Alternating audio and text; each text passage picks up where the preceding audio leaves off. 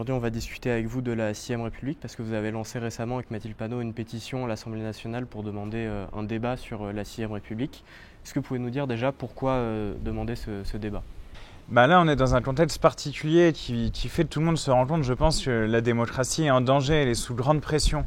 Elle est sous pression d'abord du fait du non-respect des élections législatives dernières. Je veux dire, l'ensemble des personnes qui ont voté pour le nouveau Front populaire, le soir du 7 juillet, étaient ravis parce qu'il y avait la possibilité de changer la vie, d'augmenter le SMIC, bref, de faire une politique qui corresponde aussi aux besoins sociaux, notamment en abrogeant la réforme des retraites. Et boum, le président de la République a refusé de respecter cette élection, ce qui est très grave et ça plonge le pays dans une situation de crise politique. Mais la démocratie est également sous pression du fait de la montée internationale de l'extrême droite et de la montée de l'extrême droite que nous connaissons ici aussi. On voit bien avec les menaces que les petits groupes d'extrême droite opèrent sur nos élus, opèrent sur les magistrats. On voit bien la violence qu'ils incarnent, la brutalité qu'incarne l'extrême droite et le risque en réalité qu'ils font peser sur la démocratie. Donc c'est dans ce contexte général qui se renforce dans le cadre de la victoire de Donald Trump et de la brutalisation des scientifiques, du recul des droits des LGBT, du recul des droits des femmes immédiatement mis en place par Donald Trump. On voit bien qu'il y a nécessité à contrecarrer ces manœuvres-là, à réagir et à agir positivement pour que nous ne laissions pas le terrain occupé par cette dérive autoritaire. En fait, on ne combat pas une dérive autoritaire en suivant la pente de l'autoritarisme. On la combat au contraire en réclamant plus de démocratie. Et c'est le sens général que prend la grande campagne pour la 6ème République qu'on lance ce printemps. Merci. Jean-Luc Mélenchon parle de 6ème République depuis plus de 30 ans. Depuis, il y a eu la négation du résultat de 2 élections, le référendum de 2005 sur la Constitution européenne et les législatives de 2024, vous l'avez évoqué. Il y a eu aussi le mouvement des Gilets jaunes avec une forte demande de démocratie directe de la part des manifestants. En quoi ces événements ont fait évoluer votre opinion sur un potentiel changement de constitution ? C'est clair qu'à chaque fois que des événements de cette nature arrivent, que finalement la volonté populaire exprimée par les urnes ou exprimée également dans le cadre de mouvements sociaux est niée, rejetée, réprimée dans le cadre des Gilets jaunes très fortement, très violemment en réalité. À chaque fois que des choses comme ça arrivent, la nécessité apparaît toujours plus claire de mettre en place des mécanismes pour que l'intervention citoyenne soit possible, pour que la volonté populaire soit respectée. Mais c'est vrai, si on revient sur le vote de 2005, je pense qu'il y a une rupture fondamentale à ce moment-là dans l'histoire politique du pays. Parce que les Français ont voté non au traité constitutionnel européen, notamment parce qu'il mettait en place, et tout le monde l'avait bien vu, un certain nombre de dispositions qui menaçaient la culture de la République sociale, des services publics, avec en fait au cœur de ce projet constitutionnel la concurrence libre et non faussée qui menaçait en réalité l'édifice de protection sociale en France. Et donc le refus s'est exprimé très clairement et contre aussi un grand soutien très large, on va dire, des éditocrates et du monde politique à l'époque, les deux principales forces. Donc le peuple s'est exprimé et en 2007-2008, voici que le même traité, presque à l'identique, revient par la fenêtre après avoir été sorti par la porte. Et ça, c'est, je crois, un moment fondamental de rupture entre les Français et les institutions.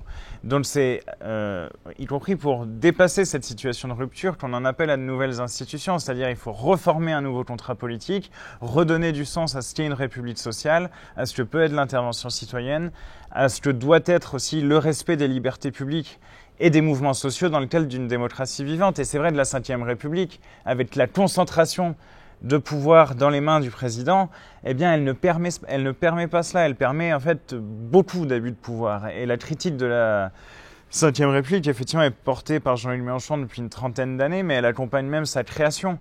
D'emblée, dès le départ, par exemple, quelqu'un comme Pierre Mendès France va s'opposer très fortement à la 6e République dès 1958, parce qu'il voit bien le danger que présente ce pouvoir personnel qui est en fait un peu symbolisé par l'expression qu'on a trouvée de monarchie présidentielle.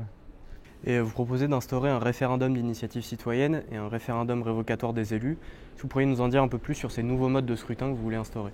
Oui, alors le référendum d'initiative citoyenne, c'est une revendication qu'on portait déjà dans le programme de 2017 avec l'Avenir en commun. et Jean-Luc Mélenchon. Et ça a été une revendication très très forte qui a émergé au moment du mouvement des Gilets jaunes. Et ce qui est intéressant, c'est que le mouvement des Gilets jaunes est un mouvement qui part d'abord des conditions de vie, de l'injustice fiscale, de la difficulté à nourrir la famille, à vivre correctement de la paye qu'on a au boulot. Et dans les délibérations qu'il y a eu partout sur les ronds-points, on en arrive à la fin. Voilà, les Gilets jaunes qui s'étaient réunis pour discuter, on arrive à cette conclusion, on ne peut rien faire si on ne change pas les institutions, on ne peut rien faire si on ne démocratise pas les institutions.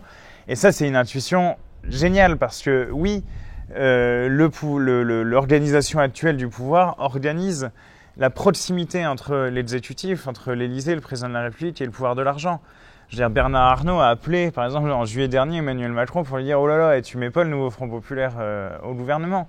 Et vu qu'effectivement la décision, in fine, reposait que sur Emmanuel Macron, ouais, c'est ça qui s'est passé.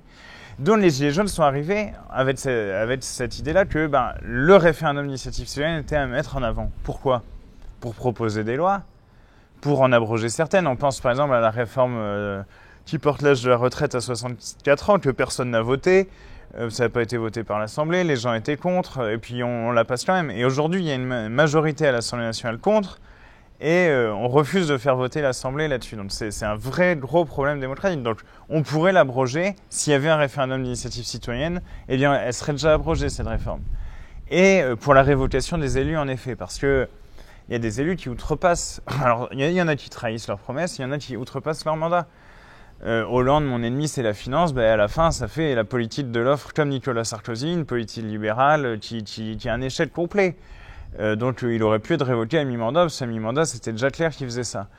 Macron, là, le non-respect des urnes, enfin du résultat des urnes, voilà, c'est aussi un motif qui aurait pu motiver une révocation, et je pense que ça aurait été aussi possible. Donc ce qu'il est important de souligner, c'est dans le cadre de la 6ème République et de ce référendum d'initiative citoyenne, on crée les conditions pour à la fois un pouvoir parlementaire plus fort, mais pas uniquement un pouvoir parlementaire plus fort, également un pouvoir d'intervention citoyenne plus fort dans les affaires communes. Parce que c'est la conception qu'on défend, en fait c'est celle de la République française, c'est la défense de la souveraineté populaire.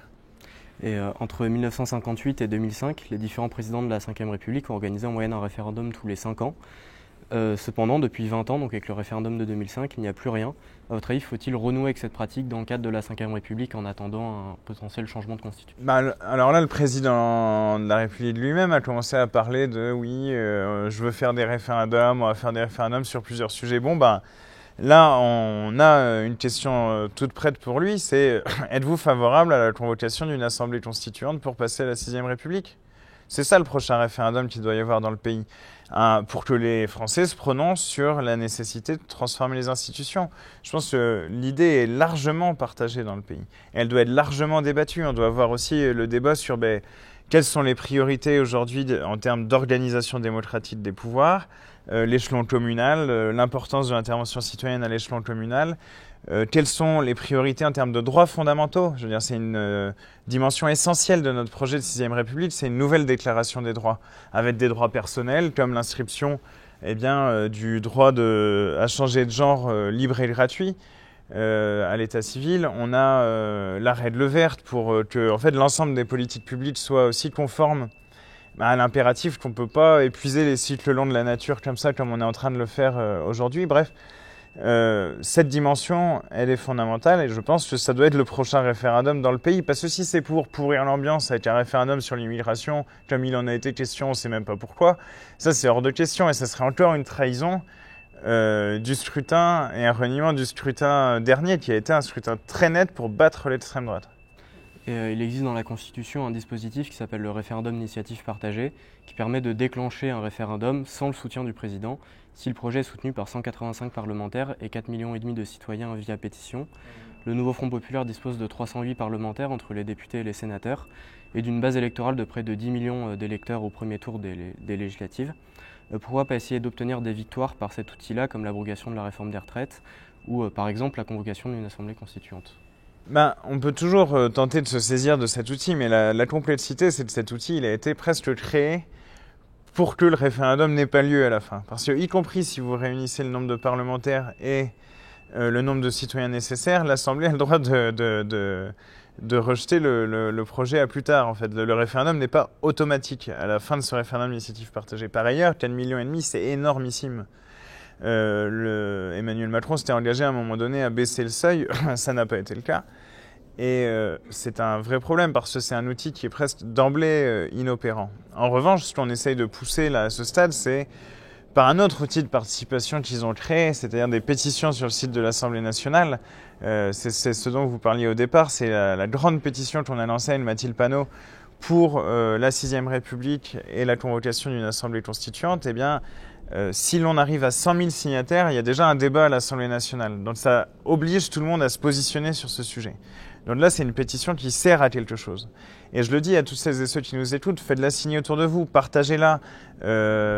Mettez en place même des points de pétition, parce que si vous mettez en place des points de pétition, vous pouvez en même temps inscrire les personnes sur les listes électorales, parce que dans les deux cas, il y a besoin des identifiants France Connect. Donc là, c'est de cet outil-là dont on se saisit pour mener la campagne et pour parvenir enfin à installer l'idée que la 6ème République est nécessaire et qu'elle doit être sans doute l'un des grands sujets de débat de la prochaine élection présidentielle. Et si on veut vous aider dans cette démarche pour avancer vers la 6ème République, comment faire ? Alors, comme je disais, d'abord, signez la pétition, partagez-la sur les groupes, les réseaux sociaux, partout, en story, etc. Mais négligez pas non plus le travail un peu de terrain, c'est-à-dire parlez-en en soirée, parlez-en quand vous voyez la famille, parlez-en aussi si vous êtes sympathisant ou militant en tenant des points physiques avec une petite table, un petit ordinateur pour que les gens puissent venir signer. Enfin, mobilisez-vous, parce que cette grande idée de la 6ème République, elle est défendue depuis longtemps, effectivement, par la France Insoumise et Mélenchon, mais elle est à la disposition de tout le monde. La Constituante, le principe, c'est que tout le monde va écrire la Constitution. Donc, saisissez-vous de cette idée, allons-y, faisons campagne. On a jusqu'au 19 juin pour atteindre les 100 000 signatures, donc faut se motiver.